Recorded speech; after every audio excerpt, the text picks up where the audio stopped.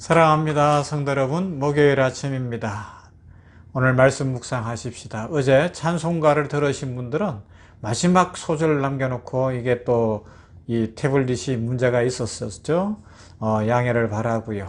한 11년 쓰니까 가끔 이러네요. 뭐 어떡하겠어요. 우리 찬송가 찾아서 찬송하시고 그러면서 주의 은혜를 누리실 수 있기를 바랍니다. 말씀 봅니다.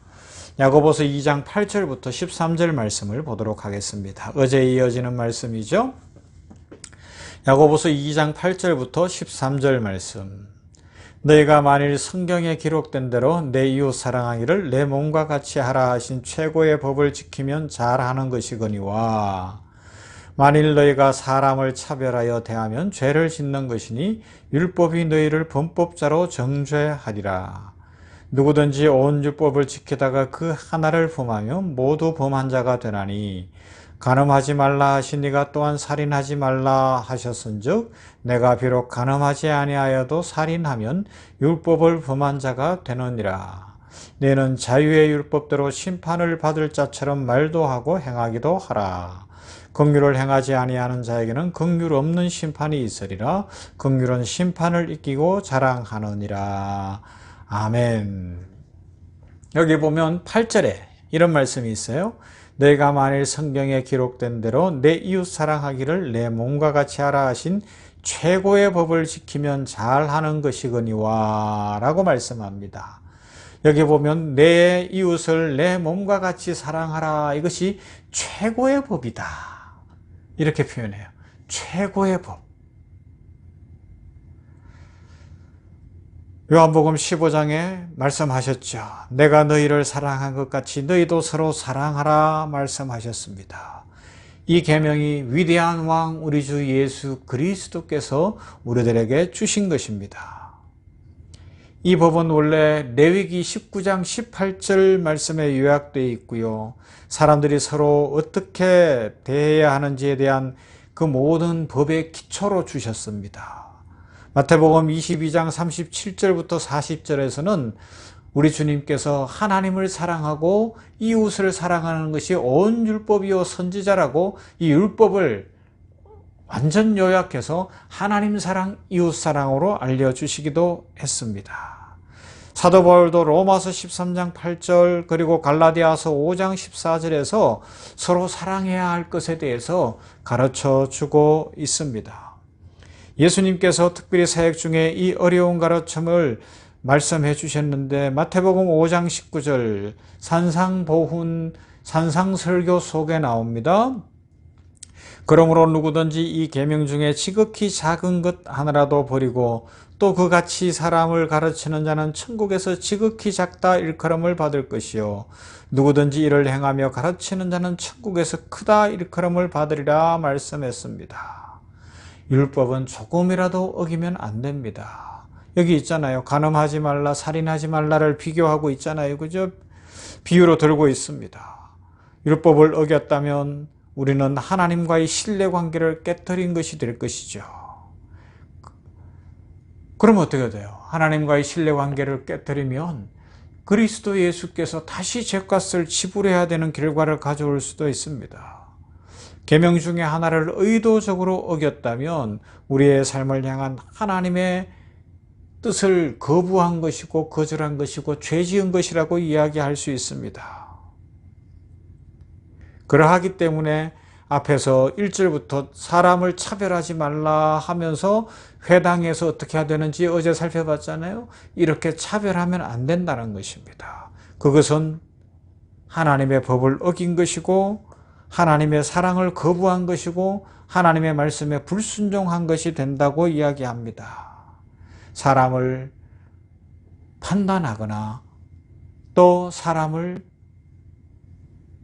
실망하지 않고 교만하게 행하지 않는 그런 삶을 살아가야 한다는 것을 알려주고 있습니다. 다른 사람이 나보다 못하다고 생각하면 안 되는 거예요. 사람은 다 동등합니다. 약점은 있을 수 있어요. 그러나 나에게도 약점은 있을 수 있잖아요.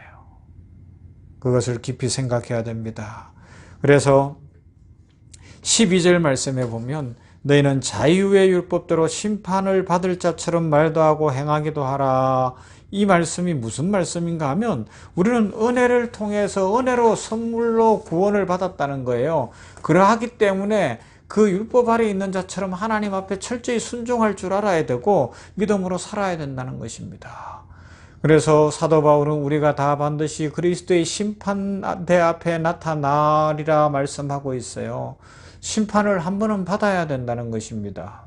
고린도후서 5장 10절이죠. 우리가 은혜로 구원받았습니다. 그렇다고 해서 그것이 우리가 삶을 아무렇게나 살아야 된다고 이야기하는 것은 아닙니다. 우리가 은혜로 구원을 받았습니다. 그것이 우리가 하나님의 계명을 지켜야 되는 의무를 감해주는 건 아니에요. 그러므로 우리가 은혜로 구원받았기 때문에 율법 아래에 있는 자처럼 더 순종하고 살아야 된다. 이것이 오늘 말씀이라는 겁니다. 좀 어렵게 표현되었을 뿐이에요. 자, 이제 이 야고보서 2장 1절부터 이 내용들을 한번 정리해 보면 하나님 앞에서 우리의 인간관계를 생각해 볼 수 있는데 첫 번째가 뭔가? 그리스도를 주로 모시고 그리스도 안에서 인간관계를 배우라는 겁니다. 우리가 훌륭한 인간관계를 맺으려면 가장 중요한 것은 먼저 그리스도를 우리의 구주로 모시는 겁니다. 단순히 구주로만 아니라 진정으로 우리 삶의 주인이시며 우리 생명의 주관자 되심을 고백하고 모셔야 하는 것이죠. 모든 사람의 마음 속에는 높은 지위를 탐하는 욕망이 있어요. 다른 사람을 지배해보고 싶은 그런 욕망이 있습니다. 많은 사람들로부터 인정을 받고 싶고 권력과 명예를 누리고 싶어 합니다. 그래서 자꾸만 다른 사람을 무시하려고 하고 짓밟으려고 하는데 그러면 안 된다는 겁니다. 마치 누가복음 14장에 보면 잔치집 상자에 초청도 안 받아놓고 자기 혼자 높은 자리에 가 있다가 바깥으로 쫓겨나는 사람처럼 될 수 있다라는 것을 기억해야 되고 예수 그리스도 안에서 대인관계를 배우라. 그것을 기억해야 됩니다. 그리고 예수님은 외모로 사람을 보시지 않는다는 것을 분명히 기억해야 됩니다. 두 번째입니다. 주님이 이런 생각을 해볼 수 있어요. 주님이 만약에 우리를 외모로 보셨다면 나를 택하셨을까? 제가 그 생각하면 와 이거 어떡하지? 그런 생각들을 하고 겸손해질 수밖에 없습니다. 여러분 주님을 감동시킬 만큼 아름답습니까? 주님이 보실 때 외모로 딱 마음에 들 만큼 멋있습니까? 여러분들은 그런 것 같긴 한데 저는 아니에요.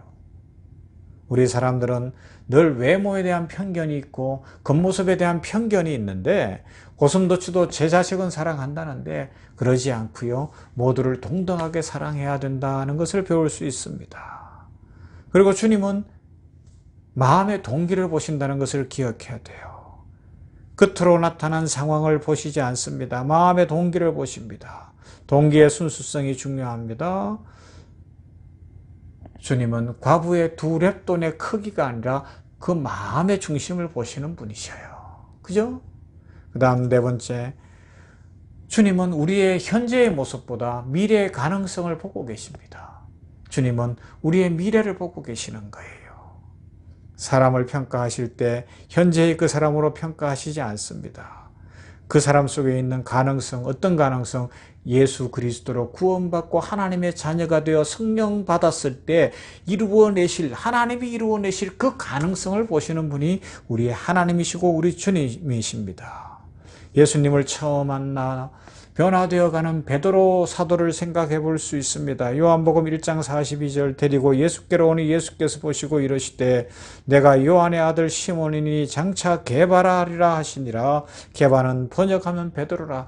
딱 보시는데 미래를 보고 계시는 우리 주님. 우리들은 연약하고 부족해도 우리 미래를 보시는 주님. 우리 옆 사람도 오늘의 현재의 모습이 아니라 내일의 모습을 보고 계시는 우리 주님이신 줄로 믿습니다. 그 미래를 보시기 때문에 베드로가 주님 모른다고 하고 도망치고 막 그렇게 했으나 주님은 그로 하여금 사랑을 확인하시고 결국은 뛰어난 사도로 만들어내시는 주님. 그 주님이 오늘도 우리들을 축복하고 계시고 우리들과 함께 하십니다. 우리들은 어떻게 살아야 될까요? 우리들 오늘 어떤 삶을 살아야 할까요?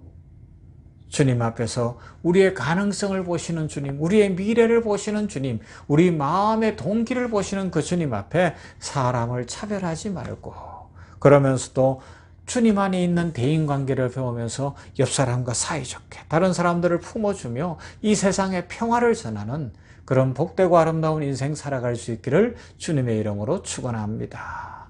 사랑 많으신 하나님 감사합니다. 복 주시는 하나님 감사합니다. 오늘 야고보서 2장 말씀 속에서 우리는 어떻게 살아야 할 것인가 생각해 봅니다. 구원받았기 때문에 은혜 입었기 때문에 더 말씀을 지키고 말씀에 하나라도 지켜가는 우리들 되게 하여 주시옵소서. 특별히 우리 예수님께서 우리의 미래를 보시고 가능성을 보신 것처럼 우리들도 다른 사람을 외모로 보지 아니하고 중심을 보면서 다른 사람을 사랑할 수 있도록 인도해 주시옵시고, 비록 내 주변에 연약한 사람, 힘든 사람, 어려운 사람이 있어도 그들을 사랑하시는 주님의 마음을 품고 세워주고 살려주고 또 아버지 하나님이여 함께 살아갈 수 있는 은혜를 허락하여 주시옵소서.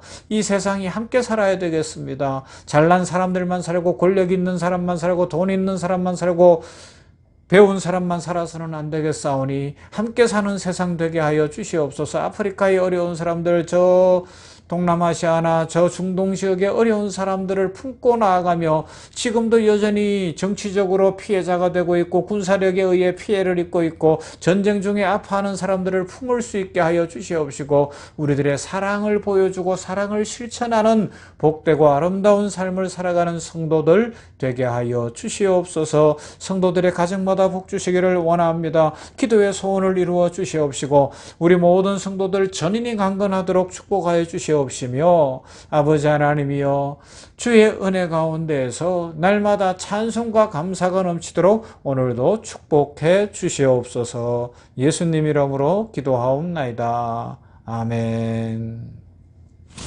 찬송할까요? 283장 나 속죄 안 받은 후.